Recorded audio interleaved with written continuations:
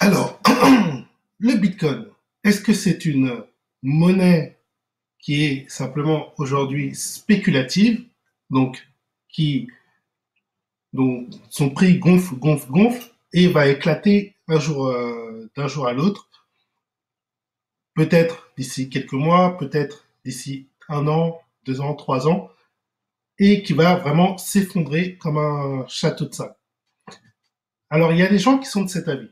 Et il y en a qui sont plutôt de l'avis de dire que les cryptos, que le Bitcoin, c'est c'est une monnaie qui est en train de prendre sa place et qui donc est en évolution et qui donc son prix monte, monte, monte, monte, mais on est encore loin de son vrai prix de stabilisation pour plusieurs raisons qui sont dues à la nature donc du Bitcoin.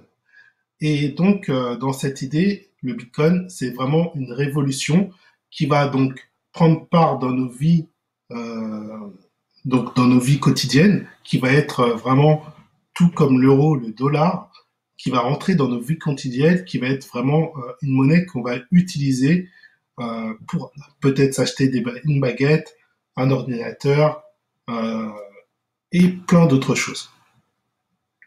Peut-être que c'est aussi une monnaie qui nous permettra donc d'échanger de l'argent, donc d'envoyer de l'argent donc à nos proches, etc. Quand on veut faire des dons, etc.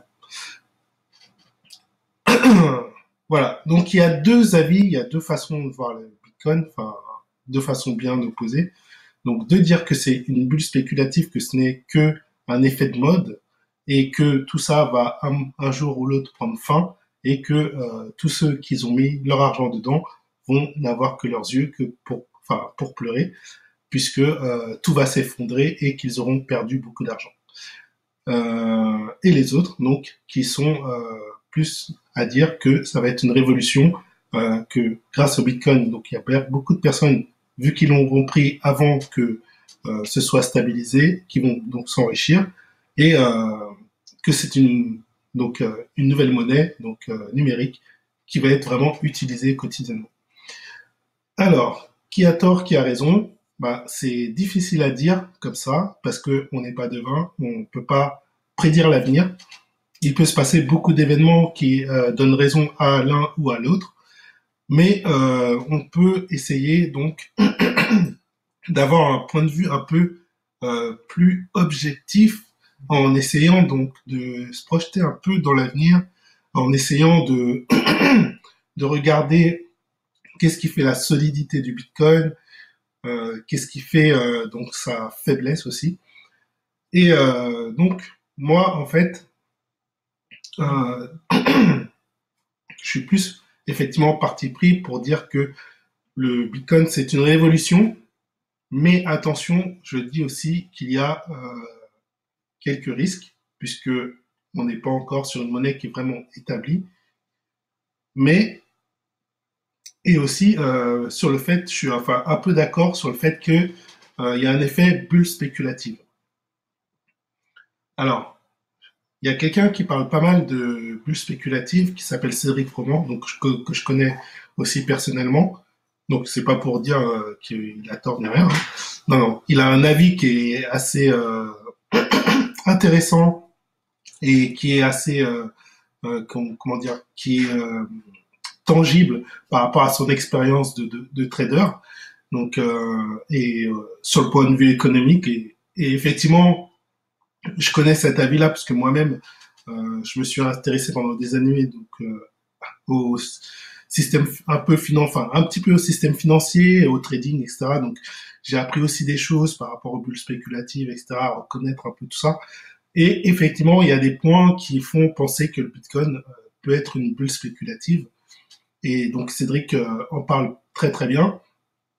Et d'un autre côté, je mettrais Xolali, donc qui est donc lui un expert qui a donc aussi un blog et qui forme les gens à comprendre ce qu'est le Bitcoin. Euh, et moi-même, j'ai suivi donc sa formation au tout début quand j'ai vraiment décidé de m'y mettre. Et du coup, ces deux avis-là. Et c'est vrai que je tire un peu plus du côté de Solali parce que c'est vrai que je me suis pris de passion pour le Bitcoin et en m'intéressant vraiment au Bitcoin, j'ai compris qu'il y avait du fond en fait. Il y a vraiment du fond et il y a vraiment des choses qui expliquent que le Bitcoin c'est un actif qui est là pour s'imposer et qui va aussi et qui est fait pour monter en fait. Au niveau de sa valeur, il va continuer à monter. On n'en est qu'au début. Si en fait on s'intéresse vraiment au Bitcoin et qu'on comprend un peu ce qui compose le Bitcoin et l'effet culture qu'il y a derrière euh, et l'effet innovation qu'il y a aussi derrière, donc on peut vraiment penser que le Bitcoin donc ne va pas cesser d'augmenter. Il a encore beaucoup de chemin à parcourir au niveau de sa valeur. Et d'un autre côté, effectivement, il y a l'effet bulle spéculatif qui est là, puisque même dernièrement encore, donc à la dizaine de novembre, dans les 10, 11 novembre là, qu'est-ce qu'il y a eu? Eh ben, il y a eu une, il y a une bulle spéculative qui a éclaté. Effectivement, le cours du Bitcoin a grimpé début novembre, a vraiment grimpé fin octobre à début novembre, il a vraiment grimpé jusqu'à 7 900 quasiment dollars avant de s'effondrer jusqu'à 5 400 dollars à peu près. Et donc c'est quand même énorme. 7 900 jusqu'à 5 400, c'est vraiment énorme comme chute. Et donc ça, c'est une bulle spéculative qui a éclaté, effectivement. Mais pour autant, ça ne veut pas dire que le Bitcoin s'est effondré. Il n'est pas mort. Au contraire, il est encore là et il est encore même plus puissant que le mois dernier. Le truc, c'est que autour du Bitcoin, effectivement, il y a un effet, un engouement. Il y a vraiment beaucoup d'engouement, ce qui crée des mouvements de foule, des mouvements massifs. Il y a vraiment un mouvement de foule qui commence à arriver par vagues.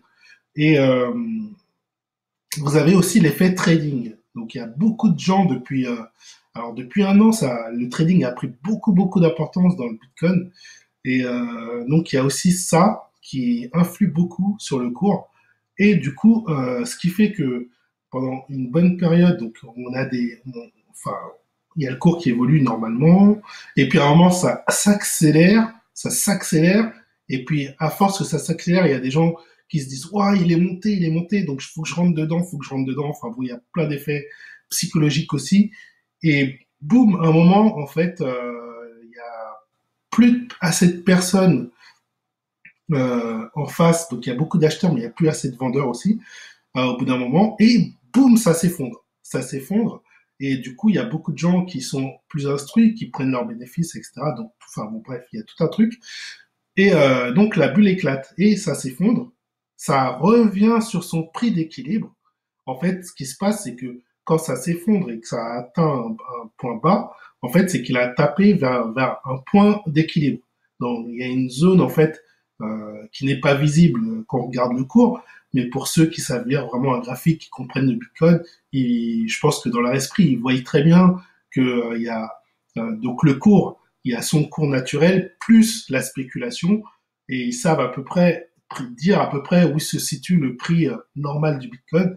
Et du coup, ils ne sont pas surpris, eux ne sont pas surpris quand ils voient que le prix est passé de 7 900 à 5 400 parce qu'ils comprennent bien qu'il y a un point d'équilibre, il y a un niveau d'équilibre. Et quand le Bitcoin, en fait, il tape dans ce niveau d'équilibre, eh ben, il revient à la normale parce que il a effacé toute la spéculation qui vient de passer.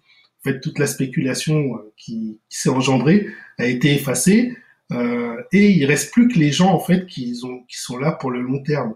On va dire, on va dire ça. Donc on va dire que dans le cours que vous voyez, quand il est tombé à 5400, il restait plus que les gens qui investissaient sur le long terme, sans se préoccuper des mouvements de hausse, de baisse, etc.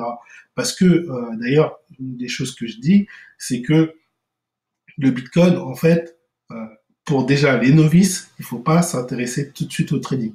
Il faut d'abord investir dans le Bitcoin euh, pour le long terme, pour se dire le Bitcoin va augmenter et je vais pouvoir en profiter à long terme et effectivement m'enrichir. Une deuxième façon de faire aussi, c'est de investir, par exemple, mensuellement. Donc moi, c'est ce que je préconise, c'est faire comme un effet d'épargne. Quand vous allez voir votre banquier, qu'est-ce qu'il vous dit? Il vous dit, prenez un PEA, prenez un PEL, prenez un LEP, etc. Et investissez, déposez dessus 50, 100 euros par chaque mois. Donc il vous dit d'épargner. Eh ben, vous pouvez faire la même chose avec le Bitcoin. Et comme le Bitcoin, c'est un actif qui monte, contrairement au PEA, qui lui a un taux pourri de même pas 0,75% aujourd'hui, eh ben, là, vous avez un effet qui est largement enrichissant pour vous, puisque toutes les pintes que vous mettez, mois après mois, elles montent, enfin, surtout année après année, ça monte, ça monte, ça monte. Et du coup, au bout d'un moment, à force d'épargner dans le Bitcoin, vous allez vous retrouver quand même avec des sommes assez importantes. Donc ça, c'est pour les gens qui ne veulent pas donc s'intéresser plus loin après au trading, etc., ou qui sont assez limités au niveau de la compréhension financière. Je vous recommande simplement d'épargner dans le Bitcoin petit. Voilà, euh, vous prenez 100 euros, 50 euros, vous pouvez mettre 1000 euros. Après, ça dépend des moyens que vous avez, bien sûr. Chacun a des moyens différents. Et donc, déjà, en fait, donc il y a, vous voyez, dans le prix, là, quand ça a baissé, il y a toutes ces personnes-là qui sont là pour le long terme. Donc ça, c'est une base solide. Et du coup, le prix ne va pas chuter à zéro. C'est pas possible. Et sachant qu'il y a de plus en plus de gens qui s'intéressent au Bitcoin, ben, le prix naturel, lui aussi, il monte. Donc même s'il y a des baisses, les baisses, en fait, elles iront jamais à zéro. Ça va faire que monter. Donc avoir des mouvements de hausse et de baisse. Après, ceux qui s'intéressent vraiment à s'enrichir avec le trading, effectivement, eux, ils sont là pour capter les moments où le Bitcoin il monte, il descend, donc ils essayent de capter le moment haut, le moment bas, ou les périodes où il faut acheter, où il faut vendre, comme je l'ai fait moi il n'y a pas si longtemps. Et donc j'ai vendu à un bon moment, j'ai acheté à un bon moment, etc.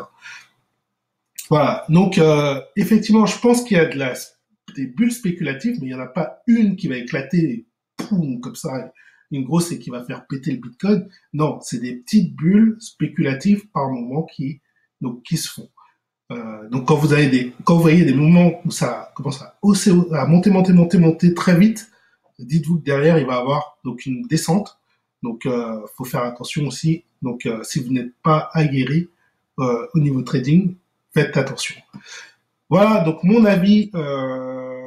Donc je pense, voilà, que effectivement les deux ont raison. Donc pour moi, enfin mon avis à moi, c'est que le Bitcoin est là pour durer, pour le long